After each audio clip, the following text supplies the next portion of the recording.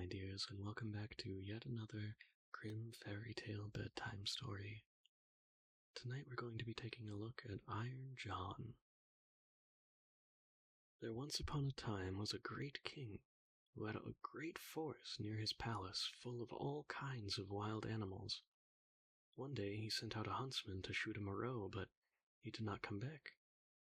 "Perhaps some accident has befallen him," said the king, and the next day he sent out 2 more huntsmen who were to search for him, but they too stayed away. Then on the 3rd day he sent for all his huntsmen and said, "Scour the forest through, and do not give up until you have found all 3. But of these also none came home again, and of the pack of hounds which they had taken with them, none were seen more.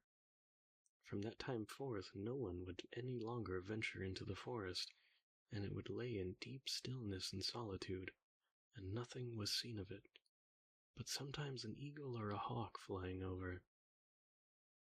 This lasted for many years, and when a strange huntsman announced himself to the king as seeking a situation and offered to go into this dangerous forest, the king would not give his consent, and said, "It is not safe in there.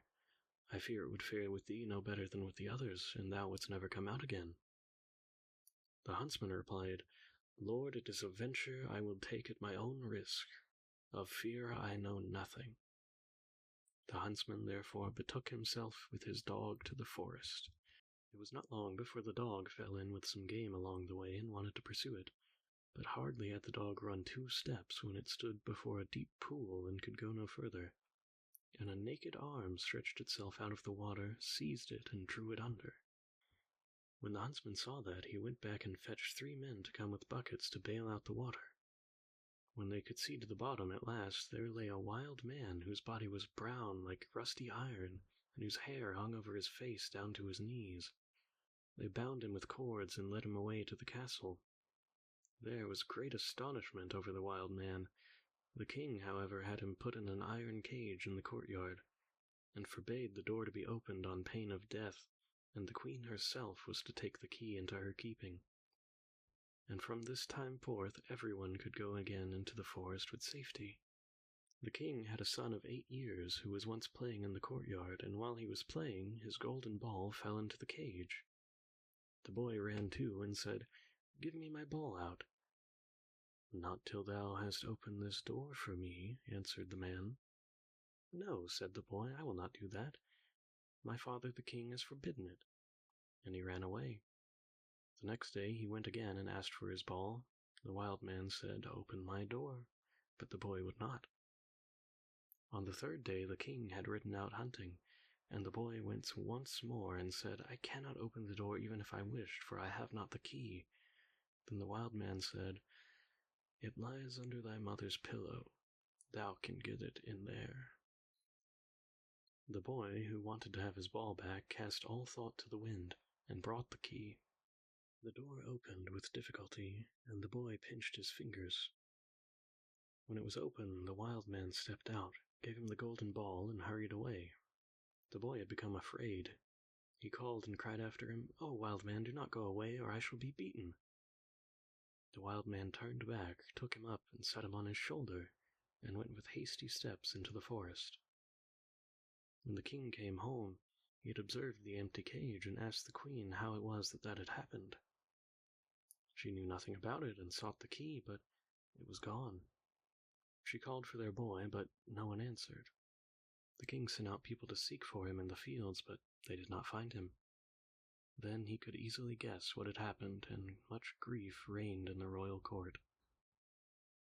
When the wild man once more had reached the dark forest, he took the boy down from his shoulder and said to him, "Thou wilt never see thy father and mother again, but I will keep thee with me, for thou hast set me free, and I have compassion for thee. If thou dost all I bid thee, thou shalt fare well. Of treasure and gold have I enough, and more than anyone in the world." He made a bed of moss for the boy on which he slept, and the next morning the man took him to a well and said, "Behold, the gold well is as bright and clear as crystal. Thou shalt sit beside it and take care that nothing falls into it, or it will be polluted. I will come every evening to see if thou hast obeyed my order." The The boy placed himself by the margin of the well, and often saw a golden fish or a golden snake show itself therein, and took care that nothing fell in. As he was sitting, his finger hurt him so violently that he involuntarily put it in the water. He drew it out quickly again, but saw that it was quite gilded, and whatsoever pains he took to wash the gold off again was all to no purpose. In the evening Iron John came back, looked at the boy, and said, "Well, what has happened to the well?" "Nothing, nothing," he answered, as he held his finger behind his back, and that the man might not see it. But he said, "Thou hast dipped thy finger into the water. This time it may pass, but take care thou dost not let anything go in again." By daybreak the boy was already sitting by the well and watching it. His finger hurt him again, and he passed it over his head, and then unhappily a hair fell down into the well. He quickly took it out, but it was already quite gilded. The Iron John came, and already knew what had happened. "Thou hast let a hair fall into the well," said he. "I will allow thee to watch it by once more, but if this happens for a third time, then the well is polluted, and thou canst no longer remain with me." On the third day the boy sat by the well, and did not stir his finger, however much it hurt him, but the time was long to him, and he looked at the reflection of his face on the surface of the water, and as he bent down, trying to see more and more while he was doing so, his long hair fell down from his shoulders into the water. He raised himself up quickly, but the whole of the hair of his head was already golden and shone like the sun. You may imagine how terrified the poor boy was. He took his pocket handkerchief and tied it round his head in order that the man might not see. When he came, however, he already knew, and said, "Take the handkerchief off." Then the golden hair streamed forth, and let the boy excuse himself as he might, it was of no use. "Thou hast not stood the trial, and can stay here no longer. Go forth into the world. There thou wilt learn what poverty is. But as thou hast not had a bad heart, and as I mean well by thee, there is one thing I will grant thee. If thou fallest into any difficulty, come to the forest and cry 'Iron John,' and then I will come and help thee. My power is great, greater than thou thinkest, and I have gold and silver in abundance." Then the king's son left the forest, and walked by beaten and unbeaten paths ever onwards until at last he reached a great city.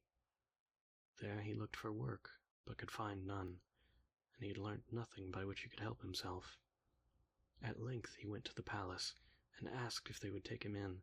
The people about the court did not know at all what use they could make of him, but they liked him and told him to stay. At length the cook would take him into his service, and said he might carry wood and water and rake the cinders together.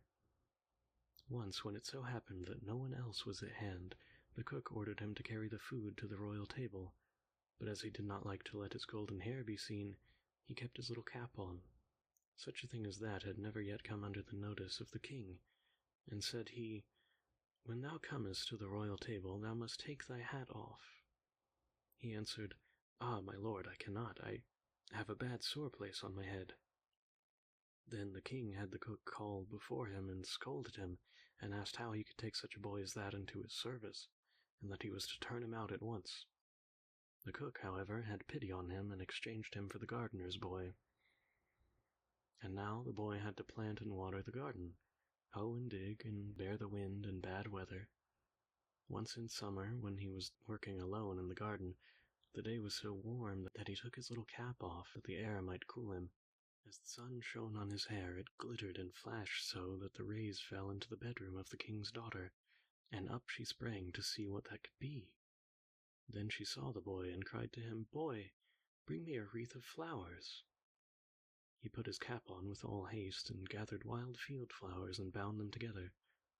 When he was ascending the stairs with them, the gardener met him and said, "How canst thou take the king's daughter a garland of such common flowers? Go quickly and get another, and seek out the prettiest and the rarest." "Oh no," replied the boy, "the wild ones have much more scent and will please her more." When he got into the room, the king's daughter said, "Take thy cap off. It is not seemly to keep it on in my presence." He said again, "I may not, I have a sore head." She, however, caught at his cap and pulled it off. Then his golden hair rolled down on his shoulders, and it was splendid to behold. He wanted to run out, but she held him by the arm and gave him a handful of ducats. With these he departed, but cared nothing for the gold pieces. He took them to the gardener and said, "I present them to thy children. They can play with them." The following day the king's daughter again called to him that he was to bring her a wreath of flowers, and when he went in with it, she instantly snatched at his cap and wanted to take it away from him, but he held it fast with both hands. She again gave him a handful of ducats, but he would not keep them, and gave them again to the gardener for playthings for his children. On the third day, things went just the same. She could not get his cap away from him, and he would not have her money. Not long afterwards, the country was overrun by war. The king gathered his people together, and did not know whether he could offer any opposition to the enemy, who was superior in strength or who had a mightier army. Then said the gardener's boy, "I am grown up, and will go to the war also, only give me a horse." The others laughed and said, "Seek one for thyself when we are gone. We will leave one behind in the stable for thee." When they had gone forth, he went to the stable and got the horse out. It was lame of foot and limped hobbily. Nevertheless, he mounted it and rode away into the dark forest. When he came to the outskirts, he called Iron John 3 times so loudly that it echoed through the trees. Thereupon the wild man appeared immediately and said, "What dost thou desire?" "I want for a strong steed, for I am going to the wars." "That thou shalt have, and still more than thou asked for." Then the wild man went back into the forest, and it was not long before a stable boy came out of it, who led a horse that snorted with its nostrils and could hardly be restrained, and behind them followed a great troop of soldiers entirely equipped in iron, and their swords flashed in the sun. The youth handed over his 3-legged horse to the stable boy, mounted the other, and rode at the head of the soldiers. When he got near the battlefield, a great part of the king's men had already fallen, and little was wanting to make the rest give way. Then the youth galloped thither with his iron soldiers, broke like a hurricane against the enemy, and beat down all who opposed him. They began to fly, but the youth pursued and never stopped until there was not a single man left. Instead, however, of returning to the king, he conducted his troop by byways back to the forest, and called forth Iron John. "What dost thou desire?" asked the wild man. "Take back thy horse and thy troops, and give me my 3-legged horse again." All that he had asked was done, and soon he was riding on his 3-legged horse. When the king returned to his palace, his daughter went to meet him, and wished him joy of his victory. "I am not the one who carried away the victory," said he, "but a stranger knight who came to my assistance with his soldiers." The daughter wanted to hear who this strange knight was, but the king did not know, and said, "He followed the enemy, and I did not see him again." She inquired of the gardener where his boy was, but he smiled and said, "He has just come back home on his 3-legged horse, and the others must have been mocking him, and crying, 'Well, here comes our hobbly horse back again.'" They asked, too, "Under what hedge hast thou been lying sleeping this whole time?" He, however, said, "I did the best of all, and it would have gone badly without me." And then he was still more ridiculed. The king said to his daughter, "I will proclaim a great feast that shall last for 3 days, and thou wilt throw a golden apple. Perhaps the unknown knight will come to it." When the feast was announced, the youth went out into the forest and called Iron John. "What dost thou desire?" asked he. "That I may catch the king's daughter's golden apple." "It is as safe as if thou hast already had it," said Iron John. "Thou shalt likewise have a suit of red armor for the occasion, and ride on a spirited chestnut horse." When the day came, the youth galloped to the spot, took his place among the knights, and was recognized by no one. The king's daughter came forward and threw a golden apple to the knights, and none of them caught it but he, only as soon as he had it, he galloped away. On the second day, Iron John equipped him as a white knight and gave him a white horse. Again, he was the only one who caught the apple, and he did not linger an instant, but galloped off with it. The king grew angry and said, "That is not allowed. He must appear before me and tell me his name." He gave the order that if the knight who caught the apple should go away again, they should pursue him, and if he would not come back willingly, they were to cut him down. On the third day, he received from Iron John a suit of black armor and a black horse, and again caught the apple.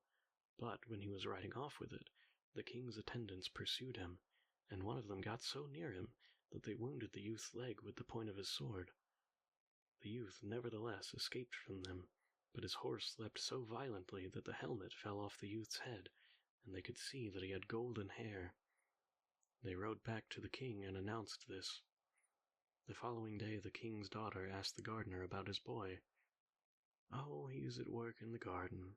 The queer creature has been at the festival too, and only came home yesterday evening. He has likewise shown my children 3 golden apples which he has won." The king had summoned him unto his presence, and he came, and again he had his little cap on his head. But the king's daughter went up to him and took it off, and then his golden hair fell down over his shoulders, and he was so handsome that all were amazed. "Art thou the knight who came every day to the festival, always in different colors, and who caught the 3 golden apples?" asked the king. "Yes," answered he, "and here the apples are," and he took them out of his pocket and returned them to the king. "If you desire further proof, you may see the wound which your people gave me when they followed me, but I am likewise the knight who helped you to your victory over your enemies.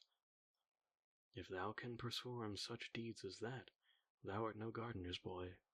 Tell me, who is thy father?"